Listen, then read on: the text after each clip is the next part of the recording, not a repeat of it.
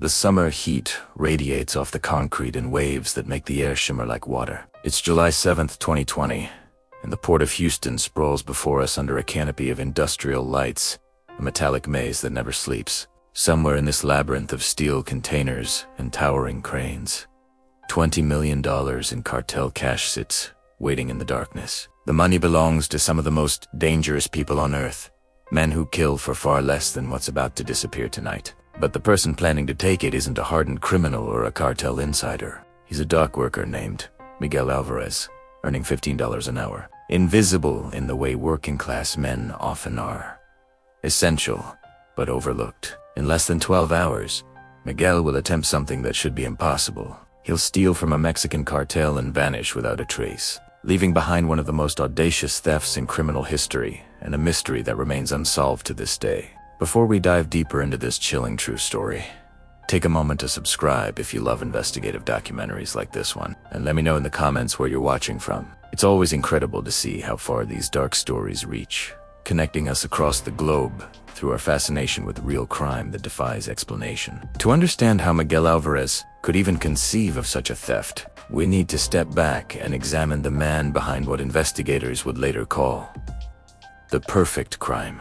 This isn't a story that begins with violence or drugs or the usual pathways into criminal behavior. It's a story that starts with something far more common and perhaps more tragic: the slow economic strangulation of an ordinary American worker. Miguel Alvarez was 39 years old in the summer of 2020, born and raised in Baytown, Texas, where the skyline was dominated by oil refineries and chemical plants that provided steady work for generations of men who never made it to college. His story was written in the blueprint of American industrial decline, a narrative repeated in countless communities where manufacturing jobs disappeared and nothing adequate replaced them. Miguel's father had died in an industrial accident when Miguel was just 16. One of those workplace tragedies that briefly makes local news before being forgotten by everyone except the families left behind. The medical debt from his father's final months in the hospital wiped out what little savings the family had managed to accumulate, and his mother's diabetes made college an impossible dream for their son. For 20 years, Miguel drifted through the kind of hard labor jobs that promised stability but delivered only exhaustion. Construction sites, where the work depended on weather and the economy. Oil fields, where boom and bust cycles determined whether you had a paycheck or a pink slip. Warehouses where automation steadily eliminated positions faster than new ones could be created. Each job ended the same way, with layoffs, downsizing, or promises of advancement that evaporated when quarterly profits demanded cost-cutting. Miguel wasn't lazy or unreliable. His supervisors consistently rated him as a solid employee, someone who showed up on time, followed instructions, and didn't cause problems. But in an economy increasingly designed to extract maximum value from workers while offering minimal security in return, being reliable wasn't enough to guarantee survival. When the Port of Houston hired Miguel 3 years before our story begins, it represented something approaching stability in a life that had been defined by uncertainty. The port was one of the busiest in the United States, handling container ships from Asia, loaded with consumer goods destined for Walmart and Amazon, distribution centers, oil tankers carrying refined petroleum products to European markets, and bulk carriers transporting agricultural products throughout the global economy. The sheer scale of the operation was overwhelming.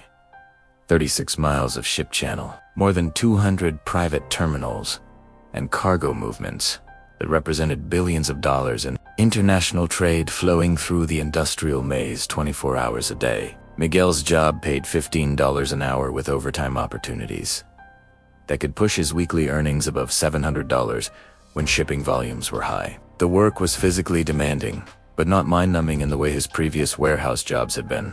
Operating cranes and forklifts to move shipping containers between trucks, trains, and cargo vessels required skill and attention that kept his mind engaged. Most importantly, the port operated around the clock, creating shift differentials and overtime premiums that made survival possible in a city where housing costs consumed 60% of most workers' income. Miguel worked the overnight shift, 11 p.m. to 7 a.m., in a world illuminated by sodium lights that turned the industrial landscape into an orange-tinted maze of shadows and brilliant illumination. The overnight crew was smaller, more tightly knit than the day shift workers. Men who had been pushed to the margins of the economy by automation, globalization, and the systematic devaluation of physical labor. They were immigrants, sending money to families in Central America. Ex-convicts trying to rebuild their lives through legitimate work. And men like Miguel, whose personal disasters had left them grateful for any job that provided steady income. But even with the port job, Miguel's life was held together by financial arithmetic that allowed for no mistakes, no emergencies, no unexpected expenses that might tip him into the kind of economic catastrophe from which recovery was impossible. His divorce had been finalized 2 years earlier, ending a marriage that had been destroyed by financial stress, conflicting work schedules, and Miguel's increasing emotional distance from problems he couldn't solve. Carmen, his ex-wife, had remarried a supervisor at a petrochemical plant, a man who could provide the stability and emotional presence that Miguel had never managed to offer. Miguel didn't resent Carmen's decision because he understood it was practical rather than personal, a recognition that their marriage had become another casualty of economic pressure that made love insufficient to sustain a relationship.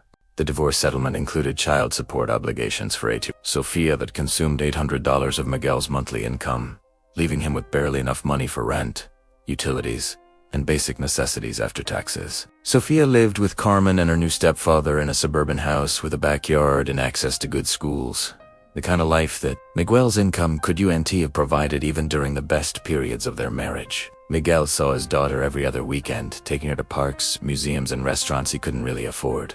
Trying to compress a father's love into 8 days per month, while competing with a stepfather who could offer the stability that Miguel's paycheck made impossible. Miguel's mother lived in a nursing facility in Baytown, suffering from diabetes-related complications that required constant medical supervision. Medicare covered basic care, but the facility was understaffed and underfunded, providing minimal attention to residents who couldn't afford private supplemental insurance. Miguel sent his mother $300 every month, money that improved her care marginally but represented a significant sacrifice from his already strained budget. He visited her every Sunday, watching her slowly deteriorate in an institutional environment that treated her like a medical problem rather than a human being with decades of memories and relationships that were being erased by a disease that proper treatment might have controlled. The mathematics of Miguel's existence were unforgiving and became more so with each passing year. After taxes, child support, his mother's care, rent, utilities, car payments, and basic living expenses, Miguel typically had less than $100 per month for emergencies, car repairs, medical expenses, or any unexpected costs that might arise. He lived in constant anxiety about financial catastrophe, understanding that a single major expense could trigger a cascade of unpayable debts that would destroy the precarious stability he had managed to achieve. His credit cards were approaching their limits. His savings account contained less than $500, and he had no family members who could provide emergency loans, no assets that could be sold for quick cash, and no realistic prospect of earning additional income through legitimate employment. This was the economic reality that defined Miguel's daily existence as he moved through the port of Houston, surrounded by wealth that flowed through his hands like water. Container ships arrived from manufacturing centers in China and Southeast Asia, carrying consumer electronics, clothing, and household goods worth millions of dollars. Oil tankers departed for refineries in Europe, loaded with petroleum products that represented some of the most valuable commodities in the global economy. Bulk carriers transported agricultural products to markets throughout Africa and South America, returning with raw materials that fed American manufacturing industries. The scale of commerce was almost impossible to comprehend, billions of dollars in legitimate trade moving through the port, every month creating profits for shipping companies, manufacturers, retailers, and investors who would never set foot on the docks where Miguel worked. But there was another economy operating within this maze of legitimate commerce, a parallel system that Miguel began to notice during his second year of employment. It started with subtle observations that accumulated over months of working in an environment where routine procedures occasionally didn't apply to certain containers.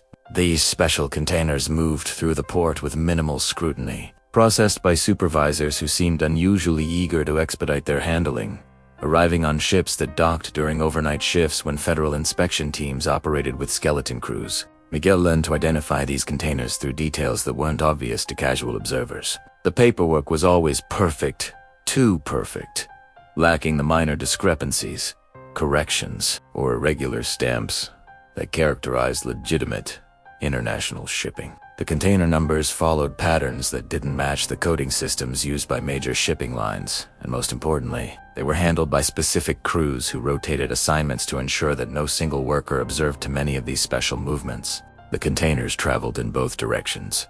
Southbound shipments, allegedly carrying industrial machinery or automotive parts destined for factories in Mexico and Central America. Northbound containers supposedly containing agricultural products or textiles from the same regions. But the weight distributions were wrong for the declared contents, and the shipping schedules didn't match the seasonal patterns that legitimate agricultural trade would follow. Miguel had glimpsed inside one of these containers during a routine inspection that occurred when regular supervisors were unavailable due to a scheduling conflict. Instead of industrial machinery, the container held dozens of wooden crates secured with steel bands and warning labels in Spanish. The crates were uniform in size, professionally constructed, and heavier than their dimensions suggested they should be. A senior dock worker named Carlos had quickly closed the container and moved it to a different processing area, but not before warning Miguel to forget what he had seen.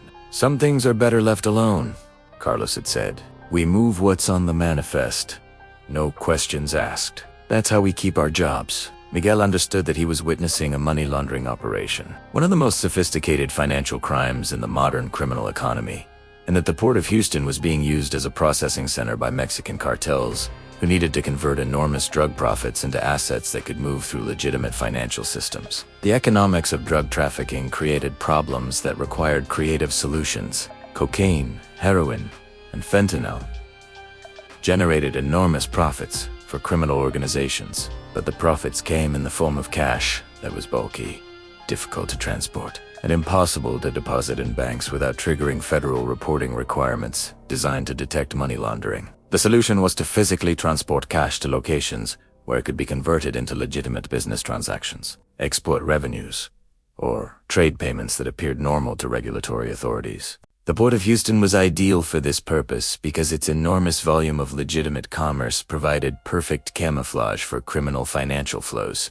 Miguel estimated that he observed these special containers approximately twice per month, usually during weekend shifts when federal oversight was minimal. If each container carried $5 million in cash, a conservative estimate based on the weight and packaging he had observed, the cartel was laundering at least $10 million per month through the Port of Houston alone. The operation was sophisticated, well organized, and protected by corruption that extended throughout the port's administrative structure. Security guards were paid to ignore irregularities.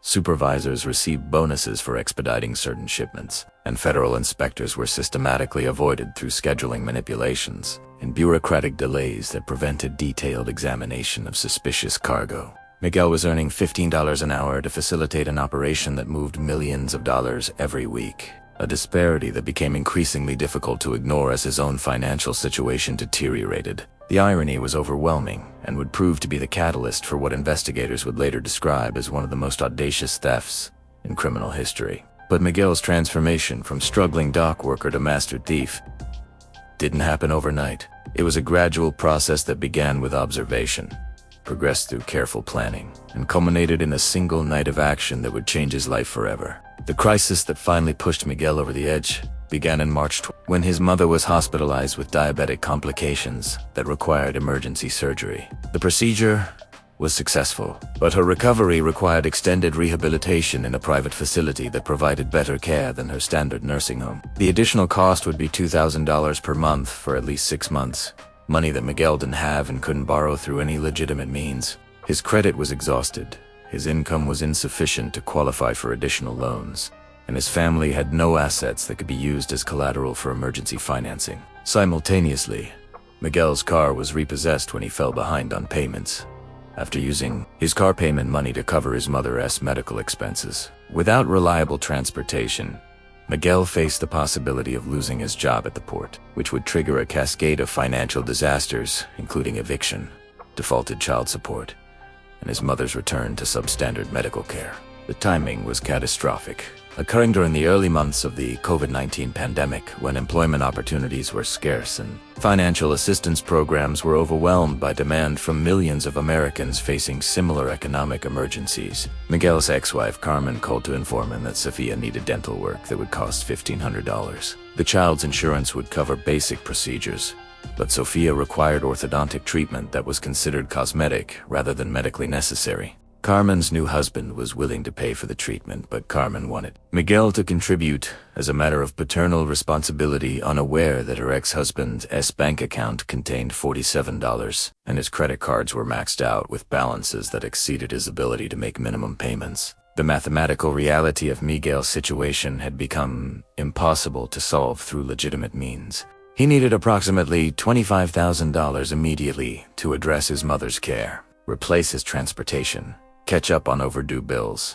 and contribute to his daughter's dental treatment. His annual income before taxes was approximately $30,000, making it impossible to accumulate such an amount through savings or additional employment. Meanwhile, every week, Miguel watched millions of dollars in cartel cash pass through his workplace, handled by people who treated money like an infinite resource. The contrast was overwhelming and became the foundation for a plan that Miguel initially dismissed as fantasy but gradually began to consider as his only remaining option: stealing from a Mexican. Cartel would normally be suicide, as these organizations had unlimited resources for tracking down thieves' sophistication, networks for locating people who tried to disappear, and reputations for violence that deterred most rational people from considering robbery. But Miguel's situation was no longer rational, and his desperation had reached a point where the risk of death seemed preferable to the certainty of financial destruction that awaited him if he continued trying to solve his problems through legitimate means. Miguel began studying the cartel operation with the systematic attention of a man who understood that one mistake would be his last.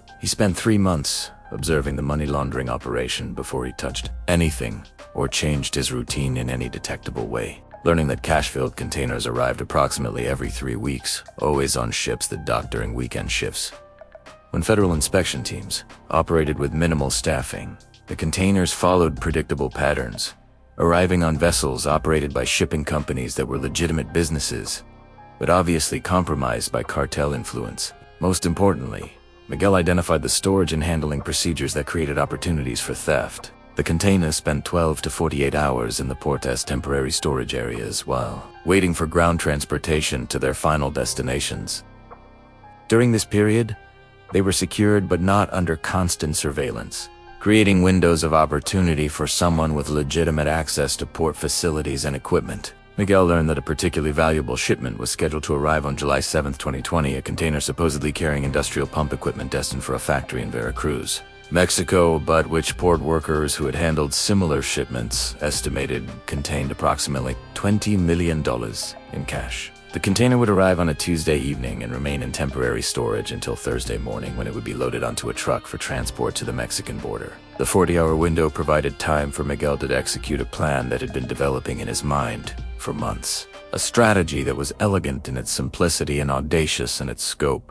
Instead of stealing the cash directly, Miguel would replace the entire container with an identical decoy that would fool casual inspection but contain worthless cargo. The real container would disappear from the port's inventory system, but the theft wouldn't be discovered until the container reached its destination in Mexico days later. By the time the cartel realized they had been robbed, Miguel planned to be hundreds of miles away with enough money to disappear permanently. The plan required precise timing, sophisticated preparation, and nerves of steel. But it offered something that no other option provided: the possibility of escape from a life that had become economically unsustainable and emotionally unbearable. Miguel was about to attempt something that should have been impossible, and the consequences of failure would be far worse than anything the legitimate economy could inflict upon him. As July 7th approached, Miguel made his final preparations with the methodical attention of a man who understood that he was planning either his salvation or his execution. The choice was no longer between success and failure,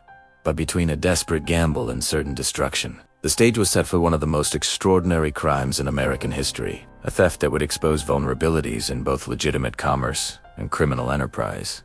But neither system wanted to acknowledge existed. Miguel acquired an empty shipping container from a storage area designated for containers awaiting repair or disposal. Units considered scrap material that had been temporarily removed from active service but not yet processed for sale or destruction. Miguel selected a container that matched the approximate size and configuration of his target, then spent weeks modifying its appearance to create a convincing replica. Working during his days off, he purchased spray paint and stencils from hardware stores throughout Houston. Paying cash, and varying his shopping locations to avoid creating patterns that investigators might later trace. The most challenging aspect of the deception was matching the weight. The cash-filled container would weigh significantly more than an empty container, and weight discrepancies might trigger suspicions during routine handling procedures. Miguel filled his decoy container with scrap metal, concrete blocks, and industrial waste that approximated the weight and weight distribution of $20 million in bundled cash. The work was backbreaking and had to be accomplished without attracting attention from other port workers or security personnel who might question why Miguel was spending his free time modifying containers that were scheduled for disposal. Miguel also prepared his escape route with the same systematic attention he had devoted to planning the theft itself. He arranged to borrow a truck from his cousin Roberto, who operated a small construction business and understood the importance of discretion when family members needed help with problems they could discuss in detail. Roberto asked no questions about Miguel's plans, accepting a story about gambling debts and the need to relocate quickly to avoid creditors who might resort to violence to collect money they were owed. Miguel rented a warehouse facility 20 miles from the port, paying 6 months in advance, using money borrowed against his credit cards. The warehouse was located in an industrial area with minimal surveillance, providing a secure location where he could process the stolen container without observation or interruption. The facility was spacious enough to accommodate a 40-foot container with room for the equipment needed to open it and process its contents, and isolated enough that late-night activity wouldn't attract attention from neighbors or security services. Most importantly, Miguel developed a plan for converting the stolen cash into assets that could be transported and concealed during his flight from the United States. He researched currency exchange procedures, banking regulations in Central American countries, and smuggling routes that could move large amounts of money across international borders without triggering regulatory oversight. Miguel understood that stealing the money would be only the first phase of a complex operation that would require him to convert cash into portable assets, establish false identification, and relocate to a country where American law enforcement had limited jurisdiction and cartel influence was constrained by local power structures. The research phase of Miguel's planning revealed the extent to which modern financial systems were designed to detect and prevent exactly the type of crime he was contemplating. Banks were required to report cash transactions above $10,000 to federal authorities, making it impossible to deposit large amounts of money without creating records that investigators could trace. Wire transfers, credit card transactions, and electronic payments all created digital trails that could be followed by law enforcement agencies, with access to international banking networks and sophisticated data analysis systems. But cash remained the one form of currency that could move invisibly through certain networks, particularly in regions where government authority was limited and corruption was endemic. Miguel's research identified Central America as a region where cash transactions were common. Government oversight was minimal, and American law enforcement had limited operational capacity. Countries like Honduras, Guatemala, and El Salvador had weak central governments, economies dependent on remittances from workers in the United States, and business communities accustomed to dealing with people who preferred to avoid official attention. Miguel's escape plan involved multiple phases designed to make tracking impossible for both law enforcement agencies and cartel investigators. The first phase would take him from Houston to the Mexican border, following highways that carried heavy commercial traffic where a single vehicle wouldn't attract attention. The second phase would involve crossing into Mexico using carefully prepared documentation and plausible explanations for his travel that would satisfy border authorities without creating records that investigators could later trace. The third phase would take him through Mexico to Central America, using smuggling networks that specialized in moving people and money throughout the region without government oversight. These networks operated with the knowledge and cooperation of the same cartels. Miguel was robbing, but they were businessmen first, and criminals second, willing to transport anyone who could pay their fees, regardless of their conflicts with other criminal organizations. The fourth and final phase would establish Miguel in a rural community where he could live comfortably on his stolen fortune while maintaining the appearance of a legitimate businessman investing in local enterprises. July 7th, 2020, arrived with a summer thunderstorm building over the Gulf of Mexico, sending occasional lightning flashes across the sky and filling the air with the humid electricity that preceded heavy rain. The port of Houston operated under its usual canopy of sodium lights that turned the industrial landscape into an orange-tinted maze of shadows and brilliant illumination, a 24-hour economy that never paused for weather, holidays, or the personal dramas of the people who kept it functioning. Miguel had been monitoring the target container since its arrival 6 hours earlier, watching from a distance as it was positioned in Storage Area C, a section of the port designated for temporary storage of containers awaiting ground transportation. The container sat among dozens of similar units, distinguishable only by its identification numbers and the subtle markings that indicated its special status within the cartel's transportation network. To casual observers, it appeared identical to legitimate cargo containers containing machinery, consumer goods, or raw materials destined for international markets. But Miguel knew that inside this unremarkable metal box were vacuum-sealed packages containing approximately $20 million in United States currency small denomination bills, bundled with rubber bands heat-sealed in plastic and arranged on wooden pallets that could be moved with standard forklift equipment. The money represented drug profits from markets throughout the American Midwest, cash that had been collected, counted, and prepared for transport through one of the most sophisticated money laundering operations in the Western Hemisphere. At midnight, Miguel began his routine shift duties, operating a crane that moved containers between storage areas and transportation staging zones. His work assignment included Storage Area C, providing legitimate access to the section where the target container was located. Miguel had arranged his shift schedule months in advance to ensure he would be working when the container arrived, using vacation days and shift swaps to create the perfect opportunity for executing his plan. Miguel's strategy required precise timing coordinated with the predictable patterns of port security. The overnight guards conducted roving patrols every 30 minutes, following established routes that took them away from Storage Area C for approximately 15 minutes during each cycle. Security cameras covered the main access roads and entry points, but created blind spots in areas where routine cargo movements would unattract attention from monitoring personnel who were more focused on preventing intrusion than observing standard operations. At 12:23 a.m., Miguel used his crane to lift the target container from its designated storage location. To anyone observing, this appeared to be a routine cargo movement, as containers were frequently repositioned during overnight shifts to accommodate arriving shipments or prepare for morning transportation schedules. Miguel transported the container to a maintenance area behind Building 7, a section of the port used for equipment repairs and temporary storage of materials needed for routine operations.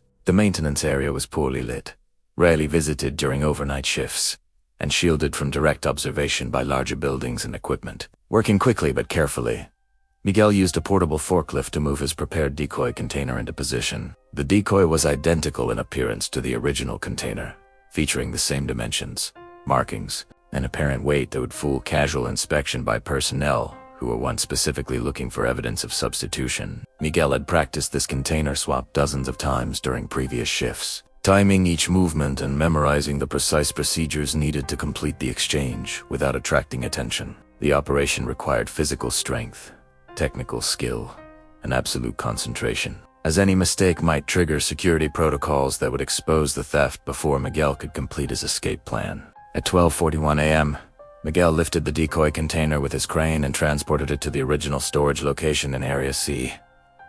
The substitution was complete, with the decoy now occupying the position designated for the cartel's cash shipment, while the real container, containing $20 million, was hidden in the maintenance area. Miguel resumed his normal work duties, moving other containers and completing routine tasks that justified his presence throughout the port facility. Security cameras recorded Miguel's activities throughout the night, but the footage showed only a conscientious employee performing standard overnight operations. The theft was invisible, concealed within legitimate work activities that created no obvious evidence of criminal behavior. Miguel's plan was succeeding beyond his expectations, but the most dangerous phase was yet to come. At 2:15 a.m., during a scheduled break in the security patrol pattern, Miguel used a different forklift to move the stolen container from the maintenance area to a loading dock, where his cousin Roberto waited with a flatbed truck. The loading process took 8 minutes, longer than Miguel had hoped, but still within acceptable parameters for avoiding detection.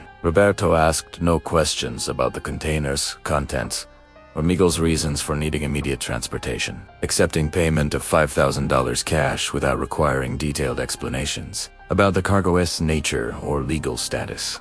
At 2:31 a.m., the truck departed the port of Houston carrying $20 million in stolen cartel money. Miguel returned to his shift duties, completing his work assignment and clocking out at 7 a.m. as scheduled. To all observers, he had worked a normal overnight shift, moving containers and performing routine operations that were documented by time cards, equipment logs, and security footage that showed no evidence of criminal activity.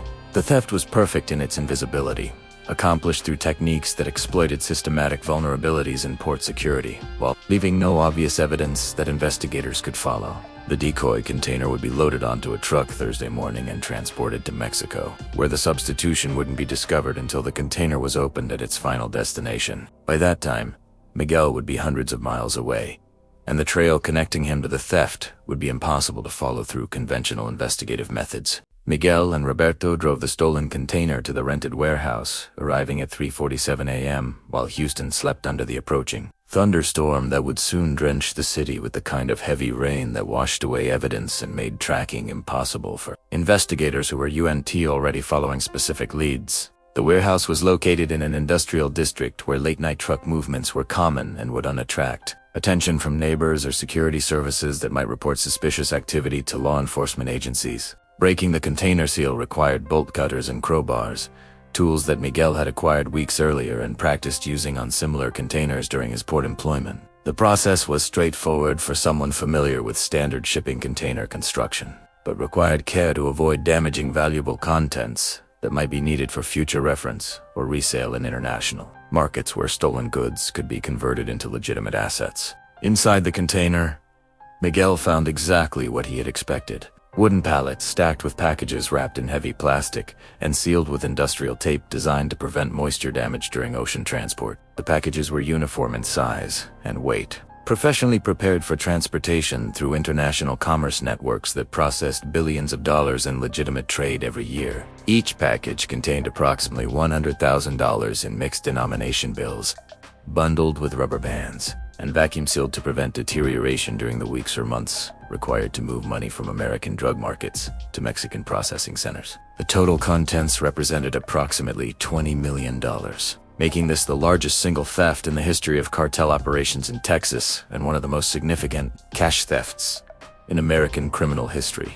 Miguel was holding more money than most people would earn during their entire lifetimes. Currency that could solve every financial problem he had ever faced and provide security for his daughter's future that legitimate employment would never make possible. But the money was also a death sentence if the cartel discovered Miguel's identity and he understood that he had perhaps 72 hours before the theft was discovered and maybe another week before cartel investigators identified him as the likely perpetrator. After that, every day he remained alive would depend on staying ahead of people who had unlimited resources for tracking down their enemies, and reputations for violence that made cooperation with law enforcement seem like a rational alternative to the torture and execution that awaited anyone who stole from their operations.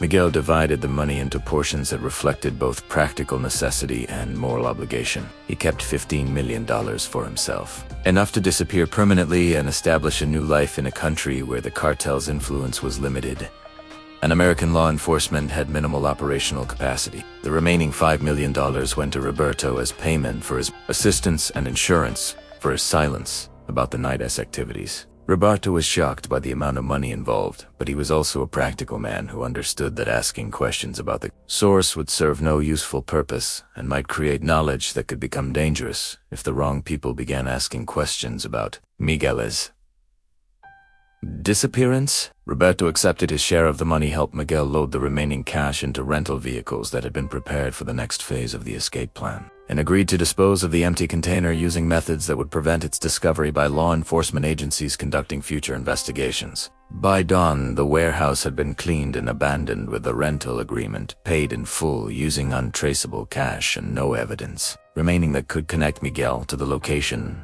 or the activities that had occurred there during the night. The empty container was being transported to a scrapyard where it would be destroyed and recycled into unidentifiable metal that would eventually become part of new containers, cars, or building materials distributed throughout the American economy. Miguel had disappeared from Houston with enough money to remain invisible for the rest of his life, but his escape was only beginning. The most dangerous phase of his plan involved converting stolen cash into portable assets crossing international borders without creating records that investigators could trace, and establishing a new identity in a location where he could live comfortably without attracting attention from either law enforcement or criminal organizations seeking revenge for his theft. Miguel's escape route took him south through Texas toward the Mexican border, following highways that carried heavy commercial traffic where a single vehicle would unattract attention from law enforcement agencies conducting routine patrols or surveillance operations. He had prepared multiple vehicles and safe houses along his route,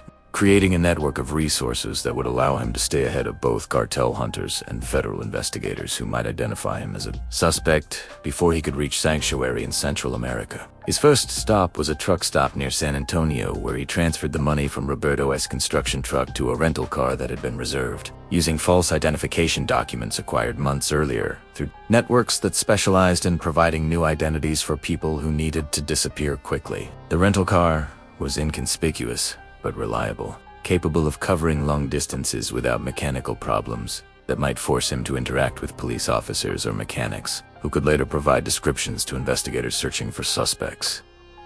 In a major theft case, Miguel drove through the night, reaching the Texas-Mexico border at Laredo as the sun rose over the Rio Grande, the muddy river that represented the boundary between his old life and whatever future awaited him in exile. He had researched border crossing procedures extensively, identifying checkpoints that processed commercial traffic with minimal scrutiny of individual travelers who appeared to be conducting legitimate business and had proper documentation to support their stated reasons for international travel. Crossing into Mexico required carefully prepared documentation and plausible explanations for his presence that would satisfy border authorities without creating records that investigators could later use to track his movements through Central America. Miguel presented himself as a construction contractor investigating business opportunities in Mexican industrial cities, carrying proposals and contracts that justified his travel without identifying specific companies or individuals who might be contacted by law enforcement agencies seeking information about his activities or associates. On scene, Mexico, Miguel had access to smuggling networks that operated with sophisticated knowledge of immigration procedures, law enforcement capabilities, and transportation routes that could move people and money throughout Central America without government oversight. These networks had been developed over decades by criminal organizations that needed to transport drugs, weapons, and personnel across multiple international borders while avoiding detection by law enforcement agencies from several countries that theoretically cooperated in anti-narcotics operations. The smuggling networks operated as businesses that provided services to anyone who could pay their fees, regardless of their political affiliations, criminal histories, or conflicts with other organizations. They were expensive, but reliable, offering transportation in vehicles that avoided official checkpoints accommodation, in safe houses where travelers could rest while their paperwork was processed, and false documentation that would satisfy routine inspection by authorities who weren't specifically searching for particular individuals. Miguel paid $100,000 cash for passage to Guatemala, traveling with a group of businessmen and professionals who were relocating, for reasons they preferred not to discuss with authorities or fellow travelers who might later be questioned by investigators, seeking information about suspicious individuals who would use the same transportation network. The journey took 4 days and involved multiple transfers between different vehicles and safe houses, each operated by different criminal organizations that specialized in particular segments of the overall smuggling route. From Guatemala, Miguel continued south to Honduras, a country where central government authority was limited in rural areas and where cash could purchase complete invisibility from both legal and illegal threats that might emerge from his past activities in the United States. Miguel had researched Honduran geography extensively during his planning phase, identifying regions where the government had minimal presence and where local populations were accustomed to foreigners who preferred to avoid official attention from immigration authorities, tax collectors, or law enforcement agencies that might be cooperating with American investigators. By July 15th, 8 days after the theft, Miguel had settled in a small town in the mountains near the Salvadoran border, purchasing a modest house using cash and establishing himself as a businessman from the United States who was investing in local agriculture and small manufacturing enterprises that provided employment opportunities for residents who had few alternatives to subsistence, farming, or immigration to American cities where they could find low-wage employment in industries that depended on undocumented workers. Miguel's cover story was plausible because his Spanish was fluent. His money provided credibility with local officials who were accustomed to foreign investors seeking opportunities in developing regions, and his behavior was consistent with legitimate businessmen who had relocated to Central America for personal or financial reasons. that did involve criminal activities. His new identity was supported by documentation purchased from the same networks that had facilitated his escape from the United States, creating a background and personal history that were constructed well enough to satisfy routine inquiries but would. Yuen survived detailed investigation by serious law enforcement agencies with access to international databases and sophisticated analytical capabilities. But Honduras was a country where serious law enforcement rarely penetrated rural areas, and where foreign criminals could live comfortably as long as they avoided activities that threaten local power structures or attracted international attention that might result in diplomatic pressure for cooperation with American authorities. Miguel had chosen his refuge, carefully selecting a location where his money would make him a valued member of the community, rather than a suspicious outsider whose presence might trigger investigation by authorities seeking to identify potential security threats or sources of criminal activity. Meanwhile, hundreds of miles away, the cartel was about to discover that $20 million had vanished without a trace,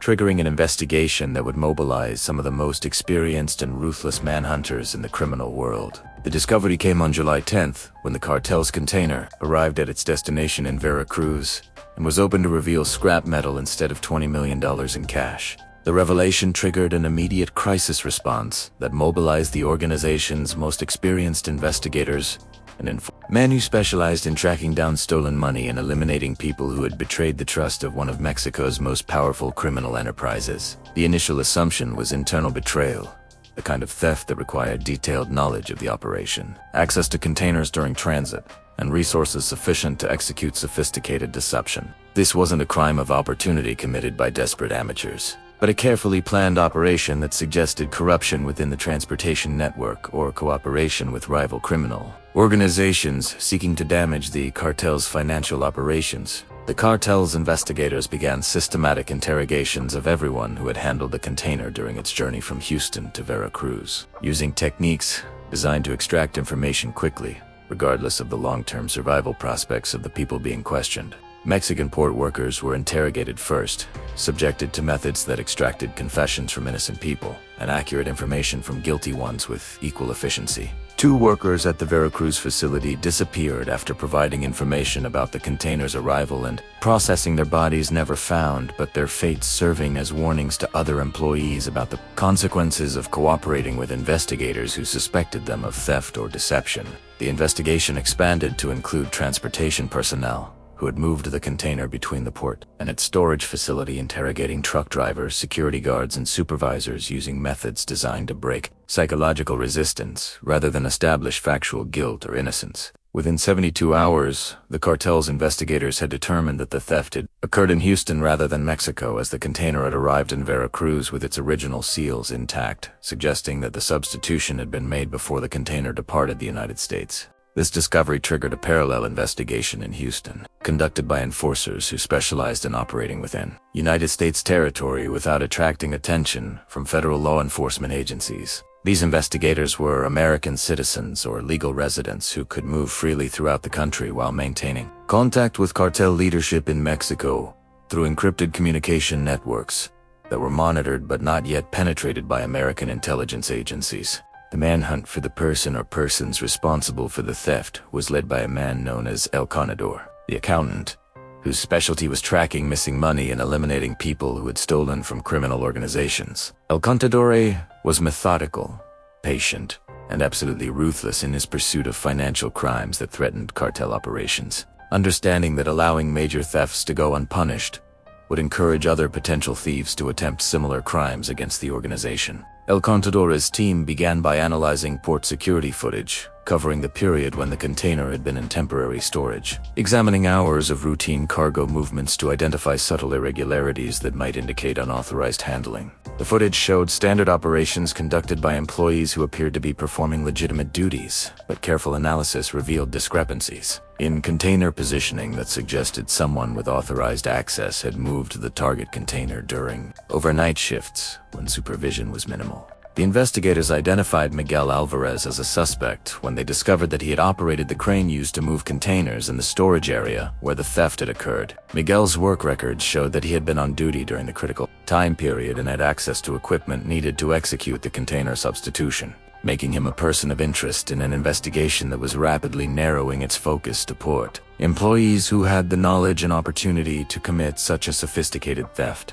But identifying Miguel as a suspect was easier than locating him for interrogation. When El Canador's team arrived at Miguel's apartment on July 12th, they found it empty and cleaned of personal belongings, with Miguel having disappeared, leaving behind only basic furniture and no forwarding address that could be used to track his movements after the theft. The apartment showed signs of hasty but thorough evacuation, suggesting that Miguel had planned his disappearance in advance and executed it with the same careful attention to detail that had characterized the theft itself. The investigation expanded to include Miguel's known associates, family members, and anyone who might have information about his current location or the methods he had used to execute the theft. El Cantador's team interrogated Miguel's ex-wife, Carmi, his former co-workers, and neighbors who might have observed suspicious activities or conversations that could provide clues about his escape route or current whereabouts. Carmen was questioned extensively about her former husband's financial problems, work complaints, and any indications that he might have been planning criminal activities. She truthfully reported that Miguel had been struggling with money and had seemed increasingly desperate about his inability to provide adequate support for their daughter or his mother's medical care, but she insisted that he had never discussed plans for theft or violence. Carmen, his new husband, was also questioned and released after providing alibi information that confirmed his lack of involvement in or knowledge of Miguel's criminal activities. Miguel's cousin, Roberto, was identified as a potential accomplice.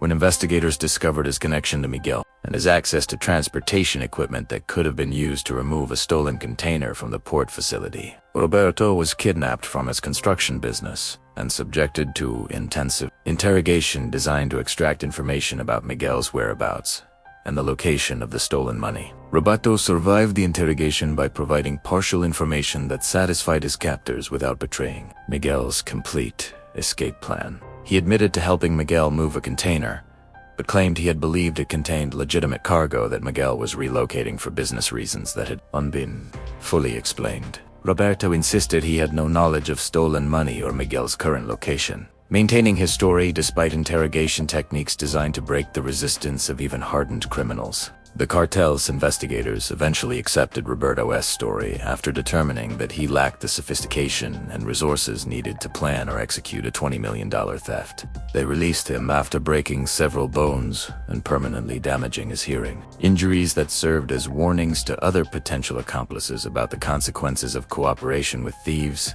who targeted cartel operations. The FBI became involved in the investigation when intelligence sources reported unusual cartel activity in the Houston area, including the sudden disappearance of several port workers and reports of aggressive interrogations being conducted by Mexican criminal organizations operating within American territory. The combination of these indicators suggested that a significant crime had occurred within federal jurisdiction, triggering the activation of task forces designed to investigate major financial crimes involving international organized crime. Maria Santos was assigned to lead the federal investigation into what intelligence analysts had designated as a probable major theft from a Mexican money laundering operation. Santos was a 15-year veteran of financial crimes investigations who specialized in tracking money laundering operations conducted by international criminal organizations, understanding that traditional investigative methods would be limited in cases involving cartels that operated outside normal legal constraints and could unreport their losses to legitimate authorities. Santos faced immediate obstacles in her investigation, as the theft had been conducted with professional skill that left minimal physical evidence that could be processed through CONVENTIONAL forensic techniques. The security footage showed routine port operations conducted by employees who appeared to be performing standard duties, with no obvious indicators of criminal activity that could be identified through casual examination of the recorded material. The suspected victim of the theft, the cartel, could unreport the crime to legitimate authorities without admitting to money laundering activities that would trigger federal prosecutions and asset forfeiture proceedings. that would cause far more financial damage than the original theft. This created an investigative paradox where the FBI was attempting to solve a crime that had been officially reported and involved victims who could cooperate with law enforcement without incriminating themselves in more serious offenses. The FBI's investigation relied primarily on intelligence gathered from informants within the criminal community and surveillance of known cartel associates operating in the Houston area. Santos identified the money laundering operation that had been using the Port of Houston as a processing center, but couldn't establish direct connections between this operation and the specific theft that had triggered the cartel's violent response. Miguel Alvarez was identified as a person of interest when the FBI analyzed port employment records and discovered his sudden disappearance after years of stable employment, but circumstantial evidence wasn't sufficient for federal charges, and Miguel's location remained unknown despite extensive efforts to trace his movements after leaving Houston. The investigation was further complicated by jurisdictional issues that arose when Miguel's escape route crossed international borders, taking him beyond the reach of American law enforcement agencies that lacked authority to pursue suspects in countries that didn't have extradition treaties or cooperative relationships with the United States authorities. Santos's investigation remained active for 18 months before being transferred to a cold case unit with limited resources and no dedicated personnel. The FBI's final report concluded that an unknown person had stolen an undetermined amount of money from a Mexican criminal organization and that the perpetrator had most likely fled the United States to avoid prosecution. But no charges were filed and no arrests were made in connection with what investigators privately acknowledged was one of the most sophisticated thefts they had ever encountered. The cartel's investigation continued long after the FBI had suspended active pursuit of the case, with El Contador's team spending more than $500,000 during 2 years of searching for Miguel Alvarez. The investigation included systematic searches of immigration records, financial transactions, and surveillance footage from border crossings between the United States and Mexico, utilizing corrupt officials within multiple government agencies who could provide information that wouldn't be available to legitimate law enforcement agencies.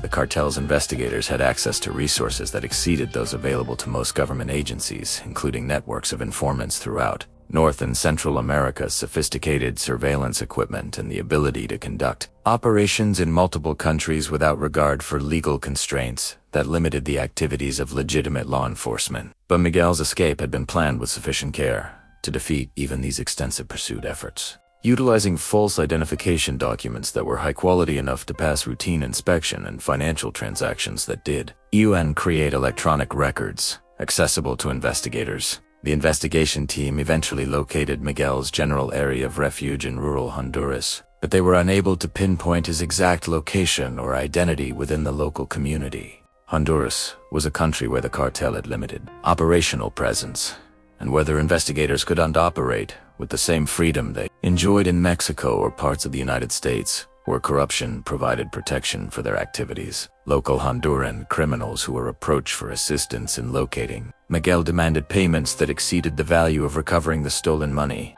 understanding that they were being asked to risk confrontation with American law enforcement agencies that might become involved if the cartel's pursuit activities attracted official attention. The economic calculation became unfavorable for continued pursuit, especially since Miguel had demonstrated no intention of returning to criminal activities that might threaten the cartel's operations in the future.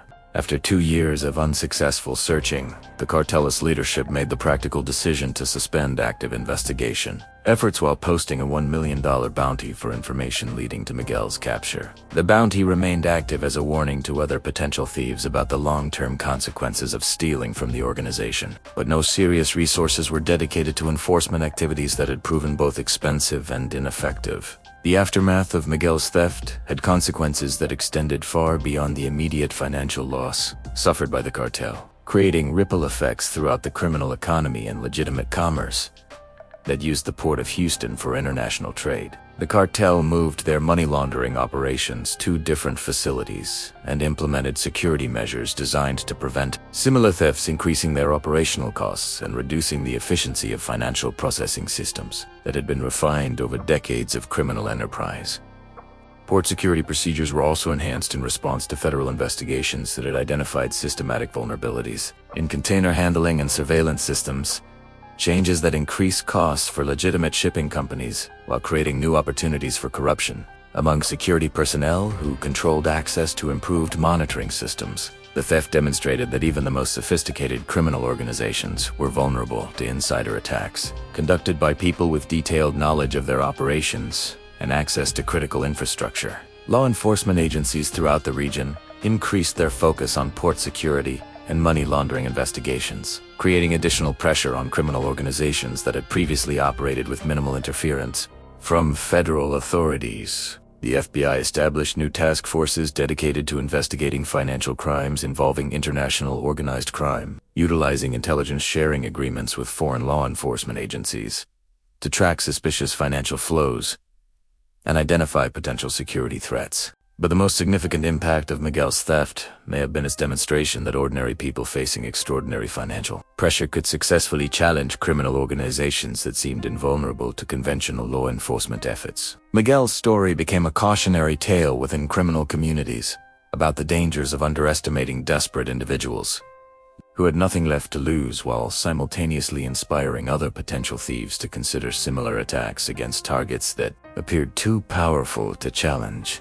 The case also highlighted the limitations of both criminal justice systems and legitimate financial institutions in tracking individuals who possessed sufficient resources and planning skills to disappear completely from official records. Miguel's successful escape demonstrated that modern surveillance technologies and international cooperation agreements could prevent determined individuals from vanishing if they were willing to abandon their previous lives and identities permanently. Miguel Alvarez has not been seen or credibly identified since July 2020. Despite extensive efforts by multiple law enforcement agencies and criminal organizations to locate him and determine his current status, intelligence agencies maintain inactive files on his case. But no government has dedicated significant resources to finding him or investigating his activities since his successful theft and escape from the United States. The cartel that lost $20 million to Miguel's theft has continued their money laundering operations using different facilities and enhanced security measures.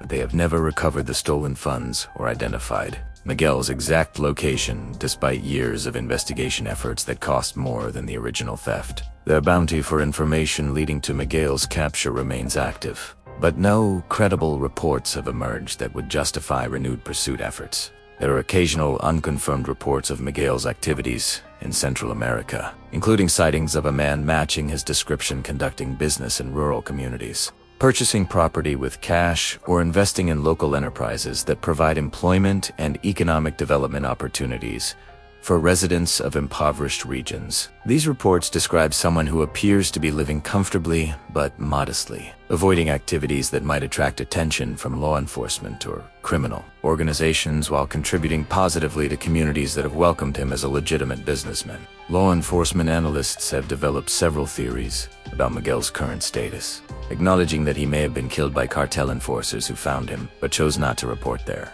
success to avoid questions about their operational methods. He may have died from natural causes while hiding in regions with limited medical care. Or he may have successfully established a new identity and integrated into a community where his criminal past remains unknown to local authorities and residents. The most optimistic theory suggests that Miguel is living exactly where he planned to be from the beginning, in a small town in the mountains of Honduras, using a stolen fortune to support his daughter's education through anonymous financial transfers, while maintaining the appearance of a retired American businessman who relocated to Central America for personal reasons that concern local authorities. This theory is supported by intelligence reports of large cash transactions in Central American communities that might indicate Miguel's presence.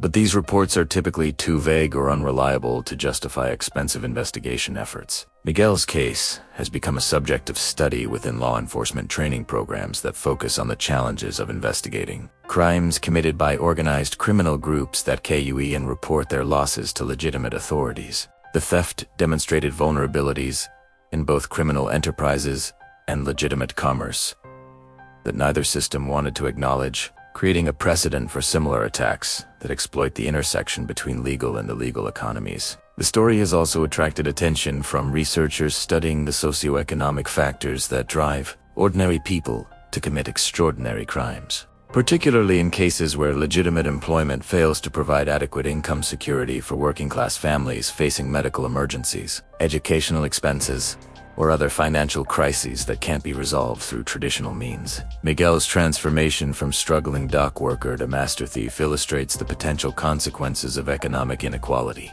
and the failure of social safety nets to prevent desperate people from pursuing criminal solutions to legitimate problems. The ultimate truth about Miguel Alvarez's fate remains locked in silence. Protected by geography, false documentation, and the practical limitations that prevent law enforcement agencies from pursuing suspects who have successfully disappeared into countries where government authority is limited and cash can purchase absolute invisibility from both legal and illegal threats. One dock worker earning $15 an hour had defeated a billion-dollar criminal organization through careful planning, precise execution, and the courage to risk everything on a single night of opportunity that would either provide salvation or result in execution. Whether Miguel survived to enjoy his victory or paid the ultimate price for his audacity remains one of the unsolved mysteries of modern criminal history. A testament to the possibility that even the most powerful criminal organizations can be defeated by individuals who possess sufficient desperation, intelligence, and determination to challenge systems that seem invulnerable to conventional resistance. Miguel's story continues to inspire both law enforcement professionals seeking to understand criminal motivation and ordinary people facing financial crises that legitimate institutions seem unable or unwilling to address through legal means. The case remains open in multiple jurisdictions, though no active investigations are currently pursuing new leads or dedicating resources to locating Miguel or determining his current status.